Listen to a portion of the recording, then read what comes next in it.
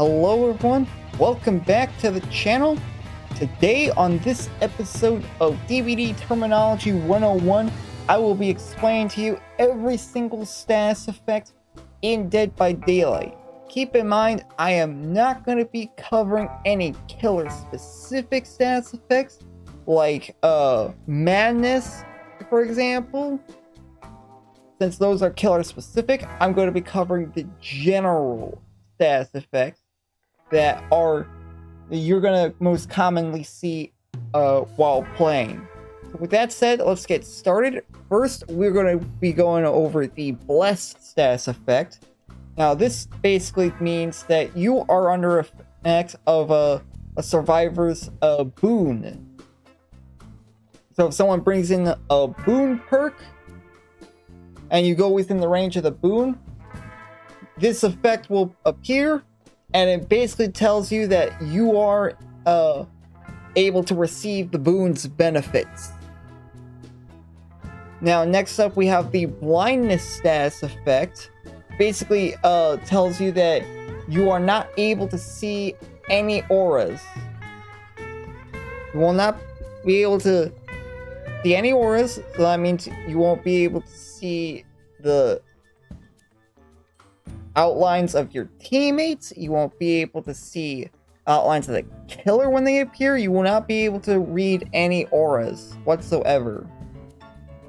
Next up, we have Bloodlust. This is a killer specific effect, and basically this effect will grant the killer increased movement speed the longer they are in chase. This is calculated in 3 tiers, and you will be getting these tiers the longer you are in chase. This effect will disable when the killer breaks a pallet, uses their specific killer power, or loses chase with the survivor. Yeah, very self-explanatory, very straightforward. Next up, we got the Broken status effect. Basically, all this does is it makes it to where you cannot be healed to healthy. You could be able to pick people up from the dying state, but you will not be able to heal them to healthy. This is very self-explanatory. And yeah. Next up, we got the Cursed status effect. This is the inverse of the Blessed status effect. If you are cursed, it means you are under the effect of the killer's hex perks, meaning that you will have varied effects depending on what hexes the killer is running, and this will stay up for as long as those respective hex totems are up. Next up, we got the Deafen status effect. This effect is basically what it does is that it muffles the audio to make it to where it's harder for you to hear.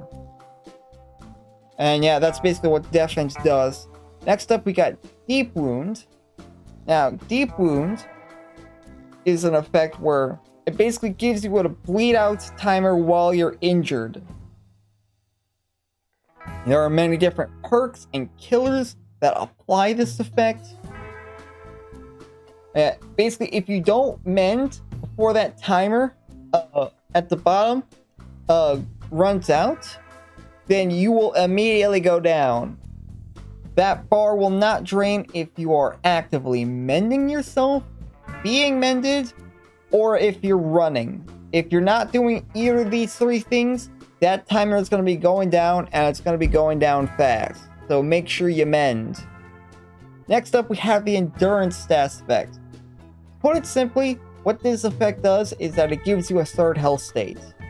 It'll make it to where you'll temporarily, for most things, be required to be hit 3 times in order for you to go down. Yeah, just think of it like a 3rd health state. It's very useful, very strong. Next up, we have the Exhausted status effect. What this does is it prevents you as a survivor from using an exhaustion perk. These are perks like your Sprint Burst, your Lithe, your Dead Hard, and so on and so forth. If they need you to not be exhausted to use its effect, it's an exhaustion perk. And if you're exhausted, it means that you cannot use it. Next up, we have the Exposed status effect. Probably the most feared status effect for all new players. What this does is it basically makes it to where the killer's basic attacks do an extra health state. Meaning they'll be doing 2 health states instead of 1. Which means for 9 times out of 10, when you get hit with Exposed, you're going down on the floor immediately. If you have the Endurance status effect, however, you will be able to tank the hit.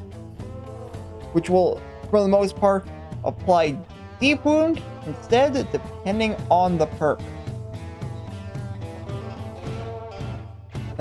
You will hear a noise notification whenever you get hit with this. And if you basically see that little skull there, it means you are exposed and the killer can effectively one-shot you. Next up, we have the Glyph status effect. This is a debuff exclusive to killers as of right now. It basically means that you are under the effect of a debuff that was applied after interacting with a glyph, which could be activated by any certain tome challenges. If you're not doing your tomes, then you can ignore this effect. Next up, we have the Hemorrhage effect.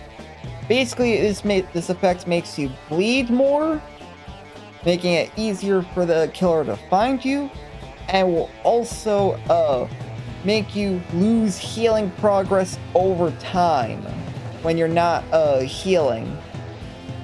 If you're not being healed or doing the healing yourself, you will lose that progress over time. Very self-explanatory, very straightforward.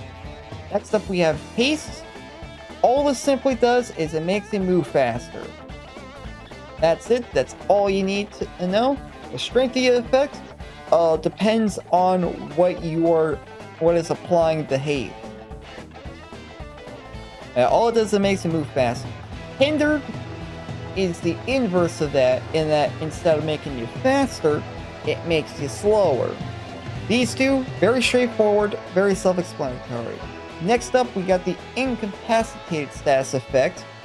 What this does is it makes it to where you are not able to progress the game. So you won't be able to work on generators. You will not be able to heal other survivors. You will not be able to do hex totems or open up chests. Anything that would be helpful to the team, you are not able to do. The Incapacitated status effect also prevents you from leaving through the exit gate. However, you can still leave through the hatch. Not many things apply this effect, so this is not very common to see. Next up, we have the Mangled status effect. This one's very straightforward. It basically makes it so healing takes longer. Generally, it takes 25% longer.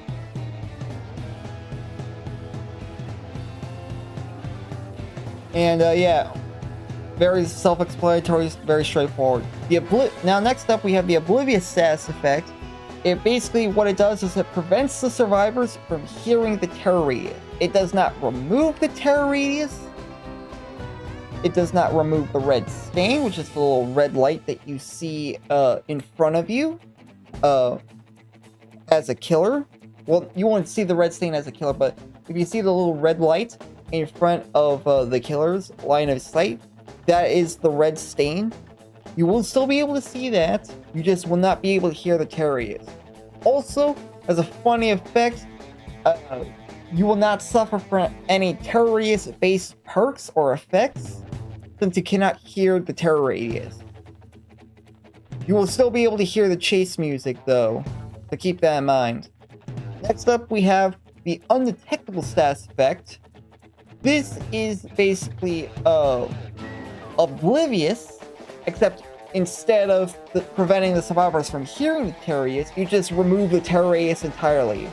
It suppresses the red stain, and it makes it to where you cannot be read by auras. you cannot be able to see the aura of the killer. And yeah, that's basically all the status effects in the game.